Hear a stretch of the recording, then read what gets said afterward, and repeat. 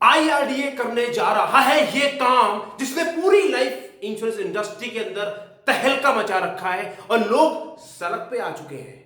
90% insurance agents को रात को नींद आना बंद हो गई है। तो ऐसे आखिरकार वो क्या बदलाव है और क्या आप इस आईआरडीए के बदलाव का इस्तेमाल करके फायदा उठा के अपने बिजनेस को 10 गुना बढ़ाना चाहते हैं? जहां लोग सड़क पे विरोध कर रहे हैं, क्या आप उसका बदलाव का हिस्सा बनकर तेजी से आगे बढ़ना चाहते हैं? तो आखिरकार वो कौन सा निर्णय है जो आईआरडीए कभी भी कह सकता है कि ये लागू हो गया, डिसाइड हो चुका है, बस केवल बटन दबाना बाकी है। दूसरा, उस निर्णय से इंश्योरेंस एजेंट लॉबी को क्या फर्क पड़ने वाला है? और तीसरा, वो जो निर्णय है, वो जो बदलाव है, उस बदलाव का फायदा उठाने के लिए आपको एज ए इंश्योरेंस एडवाइजर क्या करना चाहिए ताकि आप विक्टिम न बने। क्या करें किसी ने बताया नहीं और आप विक्टर बन के अर्ली कमर आके उस परिवर्तन का हिस्सा बने और फायदा उठाएं। तो ये वीडियो दोस्तों बहुत खास होने वाला है, क्योंकि अगर आप एक इंश्योरेंस एडवाइजर हैं या इस बिजनेस में आना चाहते हैं या फाइनेंशियल मार्केट से जुड़े हैं तो आपको जानकारी लेना बहुत जरूरी है। वरना कहीं ऐसा ना हो कि आप मेहनत करते चले जाएं, आगे आगे आप काम करते चले जाएं और पीछे पीछे आपके काम की जो इनकम है वो कोई और लेता जाए। तो बहुत बहुत धन्यवाद। अगर आप पहली बार आए मेरे चैनल तो सब्सक्राइब कर लीजिए, अगर बार बार आते हैं तो जरूर सब्सक्राइब कीजिए और कमेंट्स करें, जो मुझे जरूर बताइएगा कि ये वीडियो जो मैंने बताया इसमें आपको कैसा लगा और जानकारी कैसी लगी। दोस्तों, आईआरडीए ने ऐसा क्या निर्णय ले लिया है जो किसी भी टाइम वो डिसीजन देने वाले हैं और पूरी इंडस्ट्री में भूचाल आ चुका है। दोस्तों, आप सबने सुना होगा कि टेलीफोन पोर्टेबिलिटी, यानी आप अपना नंबर बदल सकते हैं बगैर कंपनी बदले, लेकिन ये नियम पहले नहीं था। म्यूचुअल फंड पोर्टेबिलिटी, आप अपना म्यूचुअल फंड का जो डिस्ट्रीब्यूटर है, जो एजेंट होते हैं, उसको आप बदल सकते हैं।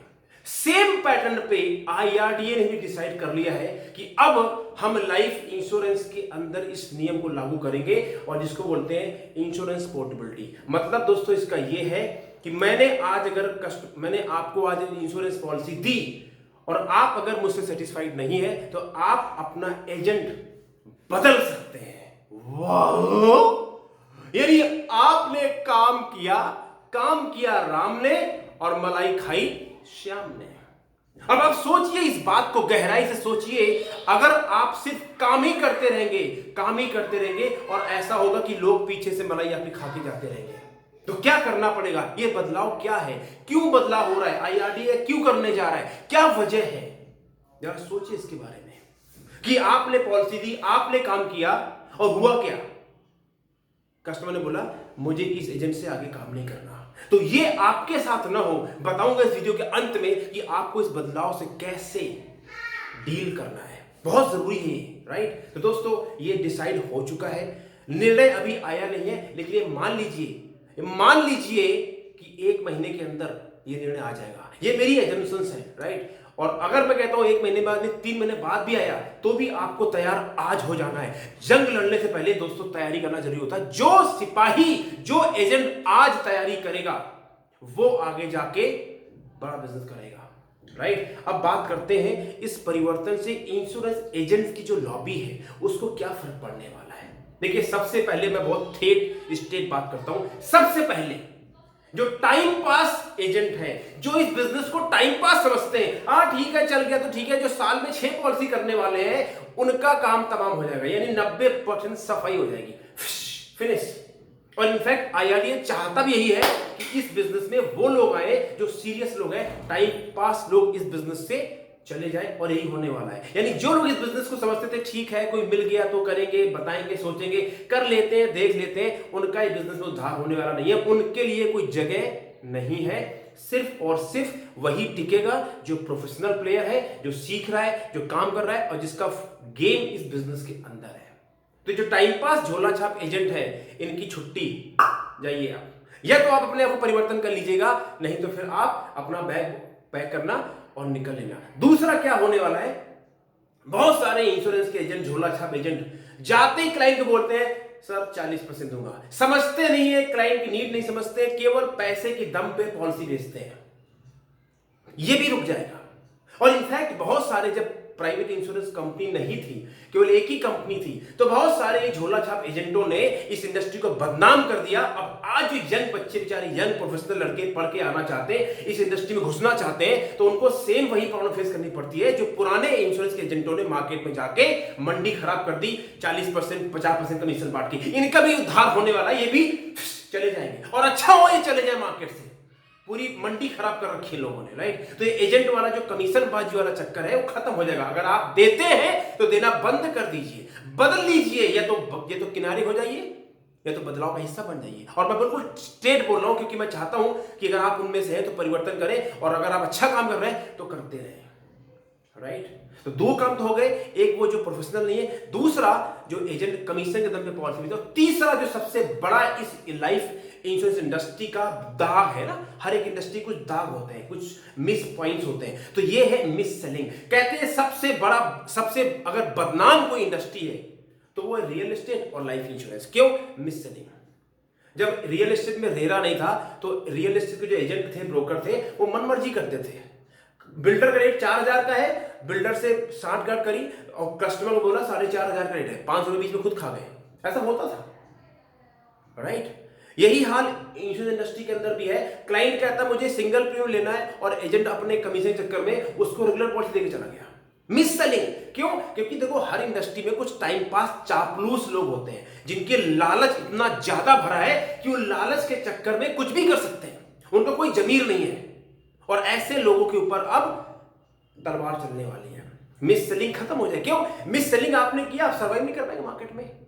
तो मिस सेलिंग जो है इससे बंद होने वाली है। अगर आप वो एजेंट हैं जो आप अपने क्लाइंट को हल्के में लेते हैं, इस बिजनेस को हल्के में लेते हैं, और आप सोचते हैं आप चालाकी के दम पे लोगों को मिस सेलिंग करके आप उधार कर लेंगे, तो छुट्टी कर लीजिए, बोरी बिस्तरा बंद कीजिए और कोई और काम कर लीजिए। लेकिन अगर आप ये काम नहीं करते हैं तो बल्ले बल्ले बल्ले बल्ले। क्यों? हर इंडस्ट्री में कुछ बैड एलिमेंट्स होते हैं, वो बैड एलिमेंट्स निकल जाएंगे, और ये IRDA कदम उठाने जा रहा है। लेकिन यहीं पर कुछ लोग हैं जो सड़क पे आ चुके हैं, आपने न्यूज सुनी होगी, कुछ लोग इसका विरोध कर रहे हैं। मुझे नहीं पता वो गलत कर रहे हैं सही कर रहे हैं, लेकिन मैं इस बात दावे और डंके की चोट पे कहता हूं ये परिवर्तन है, और परिवर्तन दूर की सोच के लिए किया जा रहा है, कस्टमर के लिए किया जा रहा है, आपके लिए किया जा रहा है। अगर आप इसका हिस्सा नहीं बनेंगे, आज आप इसका हिस्सा नहीं बनेंगे तो आपको पछतावा होगा, इसमें कोई डाउट नहीं है। तो अब मैं बात करता हूं कि इस परिवर्तन का हिस्सा कैसे बनना है, how to become early adopter. कुछ लोग होते हैं सोते रहते हैं, सोते रहते हैं, पहले आएंगे नहीं, सोते रहेंगे, जब सब कुछ मंडी लुट जाएगी, है क्या हुआ रवि जी, हमको तो पता ही नहीं चला। क्यों पता? आप रियलिटी शो देख रहे हो बहुत ज्यादा, आप न्यूज तो सुन रहे हो, लेकिन आप न्यूज सुन रहे हो मजे वाली, आप IPL बहुत देख रहे हो।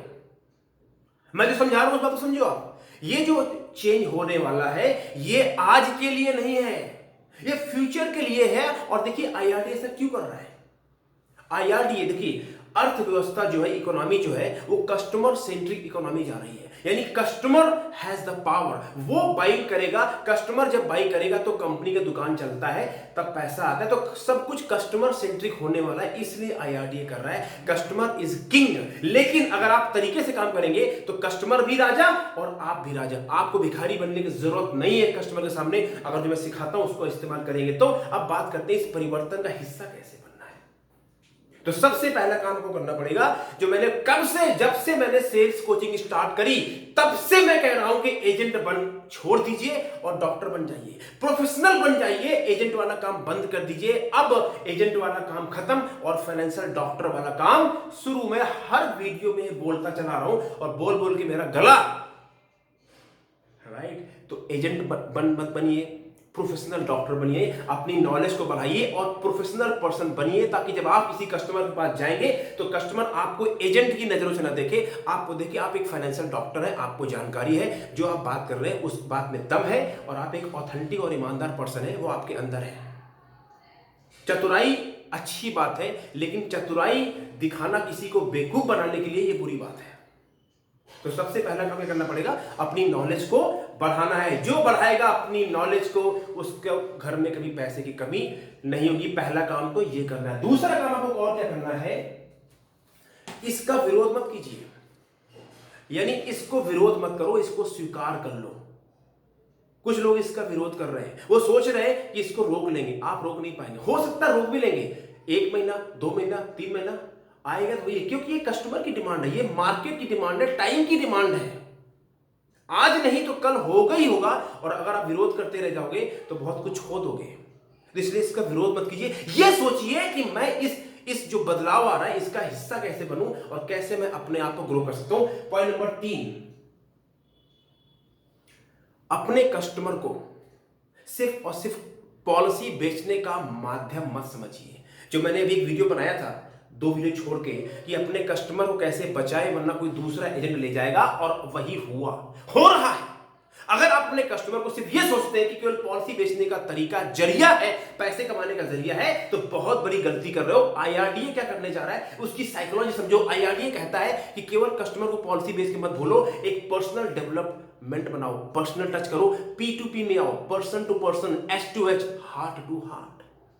ये B2C वाला चक्कर छोड़िए, बिजनेस टू कस्टमर कुछ नहीं, P2P है। अगर आप इंश्योरेंस बिजनेस में हो, then you are not selling insurance, you are not selling life insurance. What you are doing, you are selling yourself, which means you are selling your thoughts, honesty, integrity, and you are helping people to secure themselves financially. तो ultimately आप हो P2P business में। और आपको अगर चाहते हो कि आपका एजेंट आपका कस्टमर आपको ना बदले, किसी और एजेंट के पास ना जाए, तो आपको उनसे कड़ी जोड़नी पड़ेगी, और कड़ी जोड़ के रखनी पड़ेगी। इतनी मजबूत कड़ी जोड़ो कि फिर वो टूटे ना, कोई दूसरा एजेंट आके उसमें हथौड़ा मारे तो टूटे ना। और वो सिर्फ और सिर्फ जब हो सकता है जब आपके अंदर एक ऑनेस्टी होगी, ऑथेंटिसिटी होगी, और आप वो बात करेंगे जिसको आपको बिलीफ है, और आप मिस सेलिंग नहीं करेंगे। तो कस्टमर को सिर्फ और सिर्फ पॉलिसी बेचने का जरिया नहीं है। चौथा बहुत इंपॉर्टेंट काम, अपने कस्टमर को कैसे बचा सकते हैं, आप कस्टमर से फीडबैक सर्वे रन करो।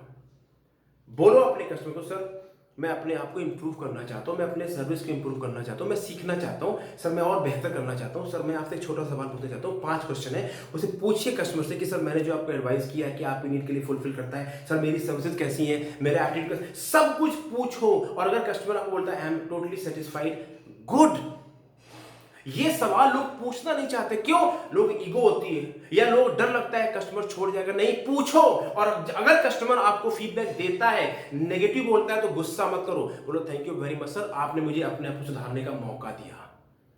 बड़ी बड़ी वर्ल्ड क्लास कंपनियां सर्वे रन करती हैं, Microsoft, Google, Apple, Reliance, TCS, Tata, जितनी बड़ी बड़ी कंपनियां, आप इनके स्टोर में जाओगे, सर फीडबैक, सर कैसा लगा, सर कैसा लगा। ये बड़ी बड़ी कंपनी जिनके पास करोड़ों रुपए का रेवेन्यू, खरबों रुपए का रेवेन्यू पड़ा है, इनको चिंता है कस्टमर छूट के न चले जाए, और हम एक एजेंट बन जाते हैं, हमारे पास 200-300 कस्टमर आ गए तो हमसे वाला कोई है ही नहीं।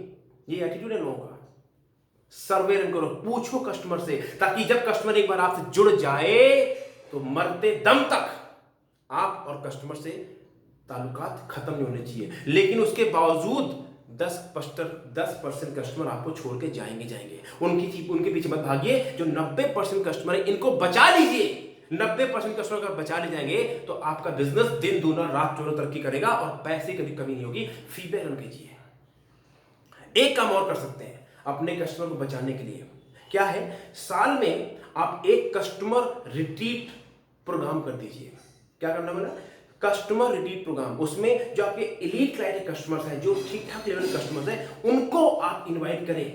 किसी रेस्टोरेंट में, किसी फार्म हाउस बुक करा लीजिए, उनकी फैमिली गैदरिंग कराइए वहां पे, और अपने कस्टमर्स को मिलवा दीजिए, और उनको नेटवर्किंग करा दीजिए आपस में। ब्रांड कौन होगा? आपके जरिए लोग आएंगे, आपस में इंटरेक्शन करेंगे, खाएंगे पिएंगे। उसी दौरान आप देखेंगे कि वो कुछ ना कुछ आपको और रेफरेंस देके चले जाएंगे, और इससे क्या होता है, बॉन्डिंग डेवलप होती है। मैं कई बार बोल चुका हूं, कस्टमर रिट्रीट कराते हैं। अब कुछ लोग बोलते नहीं रवि, हम पैसा नहीं खर्चना चाहते, हम तो साल में एक बार कस्टमर को डायरी बांट देते हैं, वही बहुत है। अरे डायरी वायरी बांटना बंद करो यार, वो सब जमाने चले गए। नया तरीका सीखो, नए टेक्नोलॉजी में आओ, कस्टमर को इकट्ठे करो, उनके साथ में उनके फैमिली को बुलाओ, बच्चों को बुलाओ, और कुछ वहां प्रोग्राम कराओ, बच्चों के लिए कॉम्पिटिशन कराओ, और उनसे एंगेजमेंट करो, उनसे रिलेशन बिल्ड करो। और देखो, एक बंदा आएगा, साथ में 2 लोग और लेके आएगा, वो आपके फ्यूचर कस्टमर बन सकते हैं। मैंने बहुत सारे तरीके बता दिए, लेकिन दोस्तों अब अंत में पॉइंट पे आइए। ये परिवर्तन तो होगा, आपके साथ भी और आपके बिना भी। कुछ लोग हैं जो परिवर्तन में हमेशा विरोध करते हैं। ये संसार का नियम है। पहली बार नहीं है। जब ऑनलाइन मार्केट आया, और हिंदुस्तान में ऑनलाइन कोई जूता खरीदेगा, सब्जी खरीदेगा, तेल मिर्चा धनिया सब कुछ, फोन गाड़ी घोड़ा दुकान मकान सब, बैंकिंग नेट सब कुछ ऑनलाइन हो रहा है। आपका आज मोबाइल पर वो फोन चलता है भाई, ऑनलाइन हो गया सब कुछ, ई कॉमर्स चल गया हर चीज। जब ये नोकिया फोन मार्केट था भाई, नोकिया बेस्ट है, फिर ब्लैकबेरी बेस्ट है, एंड्रॉइड आ गया, खत्म हो गया कंपनी। क्यों? परिवर्तन का हिस्सा नहीं बने। आज अगर आप MD, RT, COT, TOT हो, अगर आप कोई बहुत बड़ा घमंड अभिमान है कि मैं तो बहुत बड़ा हो गया हूं, तो ध्यान रखना, हो सकता है अगले 1-2 साल के अंदर आपके 50% कस्टमर साफ हो जाएंगे। इसलिए अभी सावधान हो जाइए। अगर आप इस बिजनेस में करियर बनाना चाहते हैं, आप आना चाहते हैं इस मार्केट में, तो तैयार होकर आइएगा, क्योंकि ये चीज आ चुका है, आने वाला है। कभी भी ये ठप्पा लगा देगा, अभी उसने डिसीजन लिया नहीं है, लेकिन लग जाएगा, ये मान के चलिए। धुआं वहीं होता है जहां पे आग होती है। मैं बेवकूफ नहीं हूं कि मैंने वीडियो बना दिया, कहीं से मैंने इंडस्ट्री समझी, एक्सपीरियंस किया, न्यूज देखी, और जो भी मेरे सोर्सेज हैं, लेकिन आप डिसीजन अपने हिसाब से लीजिएगा। ये होने वाला है, हो जाएगा, इस परिवर्तन का हिस्सा बने, और बेवकूफ़ों की तरह सड़कों में जाके विरोध करने से बजाय अच्छा है परिवर्तन का हिस्सा बने और आगे बढ़े। मैं उम्मीद करता हूं दोस्तों, मैंने इस वीडियो के माध्यम से आपको जगाने का प्रयास किया है। आप अर्ली अडॉप्टर बने और अपने कस्टमर को बचाएं, और साथ ही साथ आप अपने सपने पूरे करें। उम्मीद करता हूं आपको वीडियो अच्छा लगा होगा। आप इसको सब्सक्राइब कर लीजिए, मुझे जरूर बताएं कमेंट्स करके। जरूर मैंने कुछ स्ट्रेट फॉरवर्ड बात करी है उन लोगों के लिए जो इस इंडस्ट्री को खराब करते हैं, बदनाम करते हैं। वो मेरा स्टाइल है, मैं स्ट्रेट टू द पॉइंट बात करने की दम रखता हूं, और ये मेरा स्टाइल है, था और रहेगा। अपना अपना लेवल होता है काम करने का। धन्यवाद, आप जुड़े हुए, thank you very much, take care, subscribe कर लीजिए, गॉड ब्लेस।